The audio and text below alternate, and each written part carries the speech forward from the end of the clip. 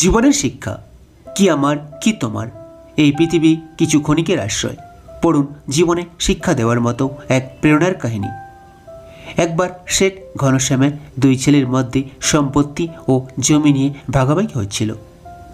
4 বেডরুমের বাড়ি নিয়ে বিরোধ আরও গভীর হতে থাকে। একদিন দুই ভাই যখন একে অপরকে খুন করতে প্রস্তুত হলো, তখন বাবা তাদের দেখে জোরে জোরে হেসে উঠলেন। বাবাকে এভাবে হাসতে দেখে দুই ভাই বাড়াবাড়ি ভুলে বাবাকে হাসার কারণ জিজ্ঞেস করলেন।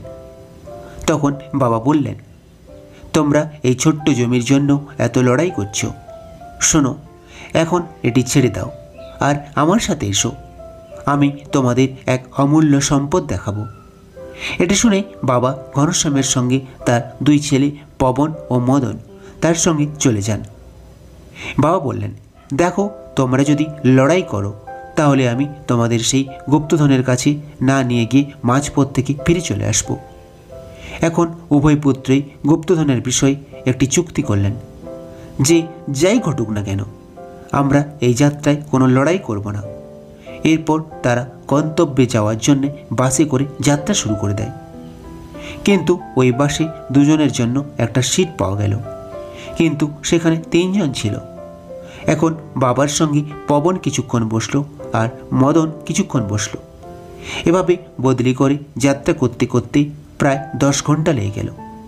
অবশেষে তারা তাদের গন্তব্যে পৌঁছে গেল। ঘনশ্যাম তার দুই ছেলেকে নিয়ে এক গ্রামের বড় এক প্রাসাদে গেলেন। প্রাসাদটি চারিদিক থেকে নির্জন ছিল। ঘনশ্যাম দেখলেন পায়রারা প্রাসাদের বিভিন্ন জায়গায় বাসা তৈরি করেছে। এটি দেখে সে কাঁদতে লেগে যায়। দুই ছেলেই জিজ্ঞেস করল, কি হয়েছে বাবা, তুমি কাঁদছো কেন? তখন কাঁদতে কাঁদতে ওই বৃদ্ধ পিতা বললেন, এই বাড়িটা একটু ভালো করে দেখো, এখানে কাটানো শৈশবের কথা আমার খুব মনে আছে। এই প্রাসাদের জন্য আমি আমার ভাইয়ের সাথে অনেক যুদ্ধ করেছি, কারণ এই প্রাসাদটা আমার পাওয়া উচিত ছিল। তাই আমি ছলে বলে সেই প্রাসাদ আমার নামে করে নিই। আমার ভাই চিরকালের জন্য এই ঘর ছেড়ে দিয়ে দূর দেশে গিয়ে বসতি স্থাপন করে। সময় ধীরে ধীরে পাল্টে যায়।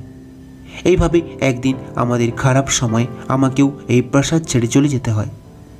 আচ্ছা বলো তো ছেলেরা, যে বাসে আমরা এসেছি সেই বাসে কি আমাদের কোনো সিট ছিল? আর আমরা সিট পেলেও সেই আসন কি আমরা এখন ধরে রাখতে পেরেছি? মানে আমরা ছাড়া ওই আসনে কেউ কি আর বসবে না? এর উত্তরে দুই ছেলে একসাথে বলল, এটা কি করে হয়? বাস যাত্রা তো চলতেই থাকে, আর সেই সিটের যাত্রী তো বদলাতে থাকে। আগে অন্য কেউ বসেছিল, আজ হয়তো অন্য কেউ বসবে, আর কালকে কে বসবে কে জানে। যাই হোক, অল্প সময়ের জন্য যে আসনটি আমাদের ছিল তাতে আর কি লাভ হতো? বাবা এই কথায় আবার হাসলেন। তারপর কেঁদে বললেন, দেখো সবটা তোমাদের বুঝিয়ে বলছি, তোমাদের সব কিছু কিছু সময়ের জন্য। তোমার আগে এটির মালিক অন্য কেউ ছিল, কিছুক্ষণের জন্য তুমি আছো, আর কিছুক্ষণ পর সেটি অন্য কারো হয়ে যাবে। শুধু একটা কথা মনে রেখো ছেলে, কোনো প্রলোভনে এসে থাকলে অল্প সময়ের জন্য তোমার মূল্যবান সম্পর্কগুলোকে বিসর্জন দিও না। তুমি এই বাড়ির অবস্থা দেখো, এত ভালো প্রাসাদ পেয়েও আমি আজ ধরে রাখতে পারিনি। প্রাসাদটি এখন পায়রার বাসায় ভর্তি, এটি এখন তাদের দখলে। ছেলেরা, আমার শুধু এইটুকুই বলার ছিল যে বাসের সেই সিটটি মনে রেখো, যার যাত্রীরা প্রতিদিন বদলাতে থাকে। সেই আসনের জন্য মূল্যবান সম্পর্ক বিসর্জন দিও না। বাস যাত্রায় যেভাবে সমন্বয় রেখেছিলে ঠিক একইভাবে জীবনের যাত্রাকেও ধরে রাখো। এবার উভয় পুত্রই পিতার অভিপ্রায় বুঝতে পেরে পিতার পায়ে পড়ল, আর তারা পড়ে গিয়ে কাঁদতে থাকে। শিক্ষা, আমাদের যা কিছু বিলাসিতা এবং সম্পদ আছে এসবই অল্প সময়ের জন্য। কিছু সময় পরে যাত্রী এবং মালিক উভয়ই বদলে যাবে, তবে সম্পর্কগুলো খুবই মূল্যবান। সামান্য ঐশ্বর্য বা সম্পদের তাড়নায় কোনো মূল্যবান সম্পর্ককে হারাবেন না। ধন্যবাদ।